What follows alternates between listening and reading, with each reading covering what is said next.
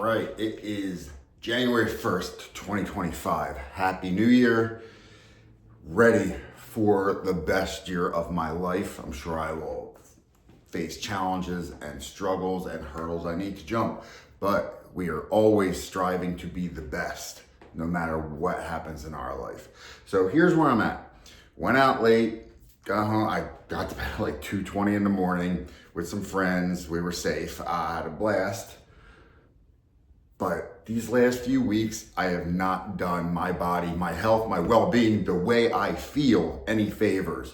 Way too much food, way too much alcohol. I'm looking forward to starting a dry January and really letting that roll into more of like I don't want to drink as much. I only drink once a week, maybe like 2 drinks. I like mixed drinks. There's no reason that can't be a mocktail. I don't drink it for the buzz, I drink it for the taste. That said, I don't necessarily want to be a teetotaler, but I want to drink if I feel like it's serving me in the moment. I don't want to bow down to peer pressure, social pressures. I don't want it to make me feel like I need to have a good time. I need to drink. So that's something I want to change. Let me give you some 90-day goals here, and I fill these out every 90 days, for example, right? And I'm not gonna read through all these because I want this to be too long, and I'm just gonna give the basics. So for this 90 days, I have 1 professional goal and 2 personal goals.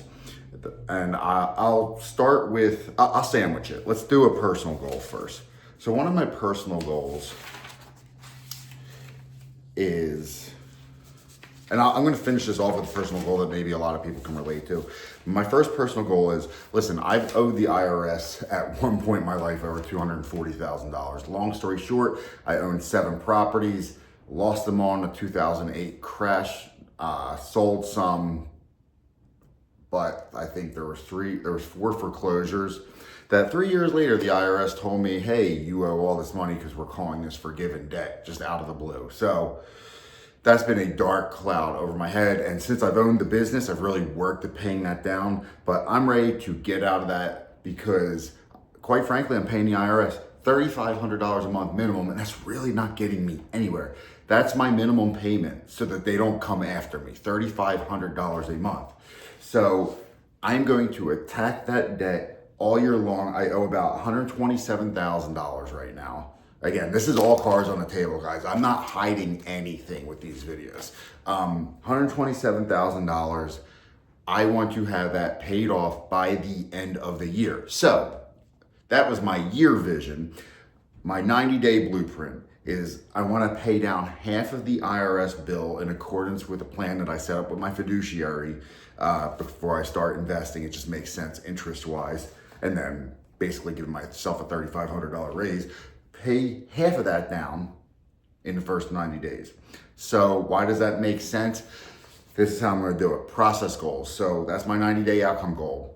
Can't control that. I can control the process goals. Process goal number 1, I wanna pay $10,000 a month for 3 straight months, and I will do whatever it takes to do this. That's gonna be a lot of my income. That could be cutting expenses. That could be maybe taking some less trips and figuring out more creative ways to market to my reps who sell my product, and whatever it's gotta be. That's all part of my plan, figuring this out to get to $10,000 a month. Process goal number 2, I wanna have my taxes done early this year. I'm going to talk to my accountant and tax professional about having my taxes done by February 15th because I get a lot of money that would be a big refund. I've had over $50,000 in refund the last 2 years that have both been applied to my IRS bill. Imagine just having a $50,000 check at the end of the year. That'd be great. Unfortunately, I'm paying for old mistakes.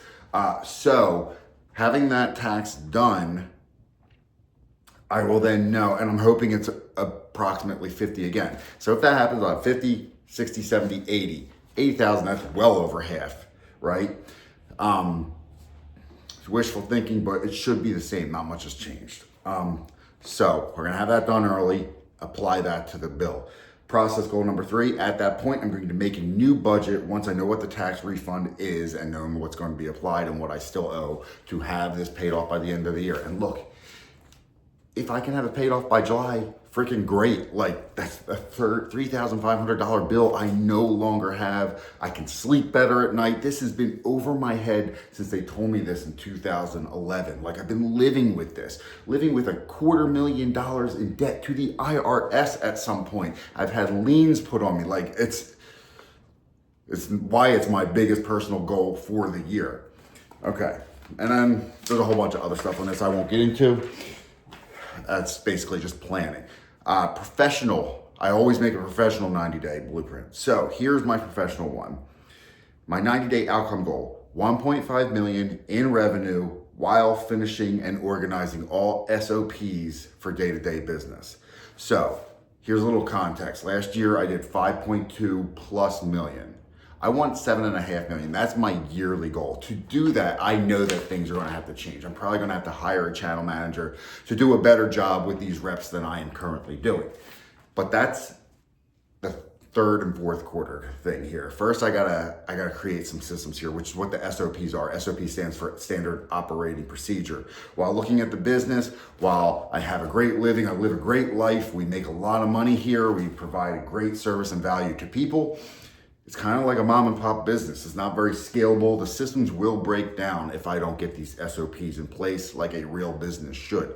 So I've been working on them. Tori, my right-hand woman downstairs, has been working on them. And then I have an operations genius through my coaching program who has been helping us with that as well. So all that while increasing my revenue to 1.5 so that hopefully I can have about 3 million by the time I make these big changes. Now, that's not gonna be easy because that means I need to sell more than I did last year. Process goal number 1, 4 rep touches per week that are value driven. That's something that hasn't changed from last year, but it's something that works. So I'm not gonna try and fix something that's not broken. I'm just gonna lean into it. You know, sometimes if you're looking at new goals or New Year's resolutions or whatever, like, you don't always look to add. Sometimes you just look to keep doing what is working and be patient and play the long game. That is what I'm gonna keep doing. It's worked. Process goal number 2. We had some awesome spiff programs for our rep salespeople, right? And one of the biggest ones was the holiday one. And it was probably a timing thing. Like, I was paying them a 2% spiff on any order sent in, which basically means if you send in $100,000, you're gonna get $2,000 paid back to you. So of course, around the holidays, it's worked better than the back to school one I did. And I don't remember, I might've did an Independence Day one, something like I did a March Madness one. So I'm gonna try and figure out what worked in the holiday one. And it comes down to like foundations, right? Of course it's Christmas and the holidays and people are buying gifts, but what can I find that I can use there for this next spiff for March to really push this forward? And then I'll use that as content and I'll send out emails and kind of build up a little hype and excitement for it so that, you know, hopefully the bubble bursts when it comes. Process goal number 3, I want to have a meeting with all my tier 1 and tier 2 reps. I'm going to list my reps out. Tier 1 are my best reps. Tier 2 are the ones that are doing some things, but I know they can do better. So I want to have a Zoom with all of them this first quarter. And then tier 3 are the reps that are kind of like, I don't know what the hell they're doing. I don't know if they're not using us or if we're just not in the right market, or maybe we have fallen short on delivering to them what they actually need and fulfilling or helping them with their pain points. Figuring that out and then deciding like, hey, is it in our best interest to move on or not? This is all stuff that the channel manager down the line will really help me with on a full-time level, whereas I'm just giving it a few hours a week. So that's how I'm going to get there. And then finally, I'll give you another personal goal because this one's kind of relatable to a lot of people because a lot of people want to get in better health, they want to lose weight, whatever, right? So I'm unhappy with my body fat percentage. I'm by no means obese. With a shirt on, people think I'm in shape, which I am, but I'm not where I want to be. I'm getting a DEXA scan 2 days from now. I'm expecting it to be about 18.5%. I'd like to be surprised that it's a little bit less because hopefully I put on some muscle since the last one. But anyway, that's a little context. My 90-day goal, I want to be at 13% body fat. this is going to be easier because this was something I'd set for last 90 days, but we changed it. Me and my coach changed it because I lost 7 pounds of muscle while training for a half marathon. Big mistake. Not going to make that mistake again. It's not in my values and my goals. I don't need to go run. I'm not looking for a race. I want to hold a lot of muscle, strip a lot of fat. I just feel better, a lighter weight. So I'm gonna go for 13%, but that's my 90-day outcome goal. So I have a DEXA scan on the 3rd. I'll set up a DEXA scan as close as I can to April 1st. That depends on my travel schedule and of course the functional medicines, what they have available. But we'll set that up ahead of time so there's no excuses like, oh, I couldn't get one till April 15th because I feel like I've fallen short and now I'm going to try and fast or something or do something stupid, like a yo-yo diet. But anyway, that's neither here nor there. Process goal number 1, 4 lifts minimum per week. I don't really do more than 4. I go heavy, intense, maybe like hour-long lifts. This is something I've set up with my coach. I'm just going to keep on doing that. That's something I've never had a problem with activity. So again, don't fix something that's not broken. It's really helped me put on a lot of muscle.